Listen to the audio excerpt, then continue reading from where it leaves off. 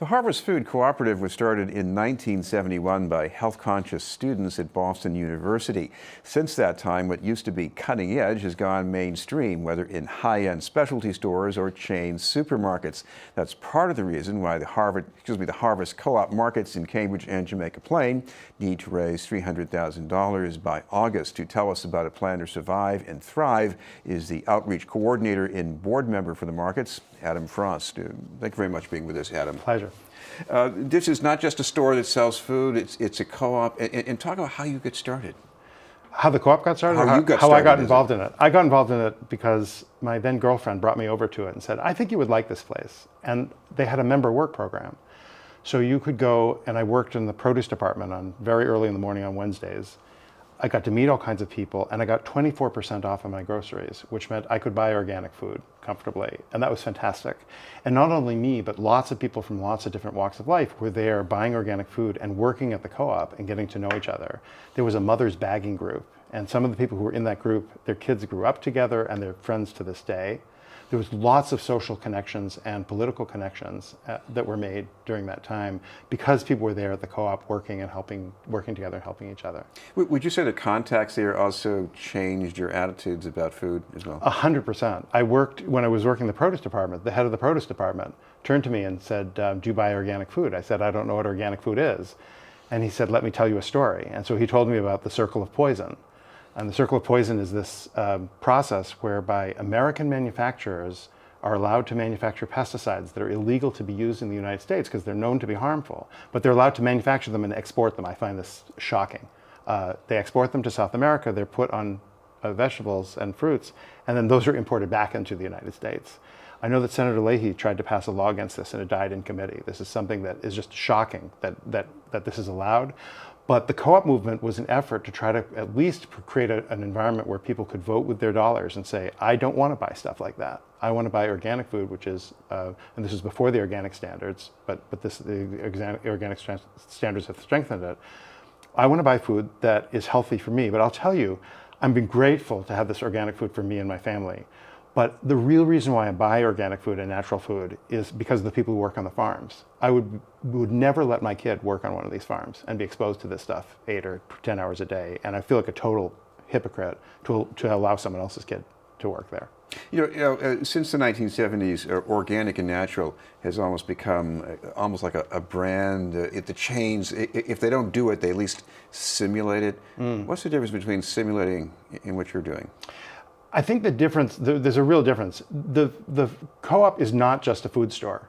And I think that's something that's just, and it's very interesting that all these other food stores now are offering this. We did a great job. This is an accomplishment. We should be proud of it.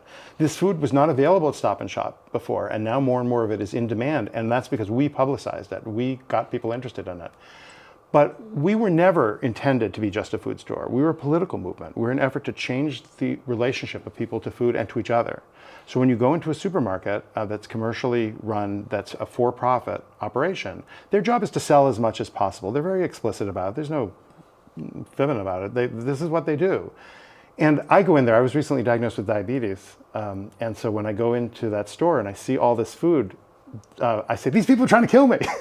Look at all this stuff they're trying to push on me.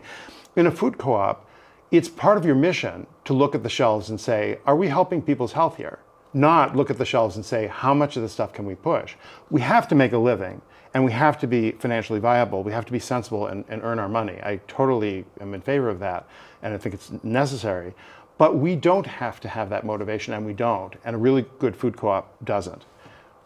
This is BNN News. We're talking with Adam Frost from Harvest Co-op Markets. Adam, you want to give people the quality. You probably want to make it as affordable as you can. So what's the strategy over the next couple of months at least?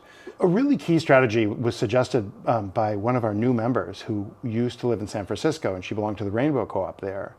They have a set of staples there that they sell at cost or below cost, so that someone who just wanted to get some food can come to the co-op and buy it and afford it. I think that's a really great idea. I think the other key idea is about volume. So one of my favorite ideas is the idea of a quiet subsidy. It's an old Jewish tradition that you do charity anonymously. And so I would love the idea, and I've talked to a lot of people who like the idea too, of people coming to the co-op and paying a bit more and paying a bit more for premium items. But then we use that money to make the staples available for people who can't afford the premium stuff yet. And we are in Jamaica Plain and also in Central Square, but I know the Jamaica Plain one better. We're down the street from the Archdale housing complex. It's a wonderful place with lovely people who don't shop at the co-op because in their minds it's too expensive. It's practically a food desert. It is a food desert, and it's ridiculous. Here we are, a grocery store in the middle of a food desert, and people aren't shopping there. So we started a new program called Shop, Cook, and Eat, where we've reached out to Archdale and are meeting families and are inviting them to come to the co-op, shop with us, and then go to spontaneous celebrations and make a potluck together. I have to ask you about some other things going on in your location, because that was a pretty uninhabited stretch of Washington Street until recently. You've got some new housing going up there. They're finally winding down the work in that, Casey Arbor Way. It's an amazing project. They've been working hard. You got to be fair. They've been working hard. So, does that mean that maybe you'll be able to benefit from some of those changes? Yes. I think that we want to be welcoming to everybody who's coming into the neighborhood. There's a huge influx of housing in Jamaica Plain and West Roxbury and Roslindale. But we also want to be welcoming to people who already live there. And so we want to make sure that we're a co-op that welcomes everyone. And we think one of the key strategies is to invite people not just to come for the food, but to come to do things together. And things more or less related to food, but there's so many activities you can do that involve people together in their food life. I learned how to grow bean sprouts at the co-op. We used to have yoga classes that had a nutritional component. There's a beautiful Boston's only nature center is up the street from the co-op, and we can do nature walks. The Leland Cooperative Garden is up the street from the co-op, and we can do herb walks and herb education. There's so many opportunities to get people together and do things together. It's my favorite thing about the co-op. We should mention, if people want to find out more about this, you've got a place they can go to? Yeah, the fastest way to reach us, we're in a mode of doing a lot of outreach. We'd love to hear from you. You can call me directly on my business line at 617-522-1049. You can also email me. I'm the outreach coordinator of the co-op. My telephone number, my email address is Adam Frost, my name, ADAMFROST, at computercareandlearning.com. It's all spelled out. You can also go to the Harvest Co-op website or visit the store. But I'd love to hear from you. I'm trying to work together with the rest of the board and other staff people and other members to start organizing people in groups that will really bring a lot of people to the co-op. Thank you very much for being with us. A pleasure. Thanks so much for having me. Adam Frost from Harvest Co-op Markets. We'll have more news in just a moment.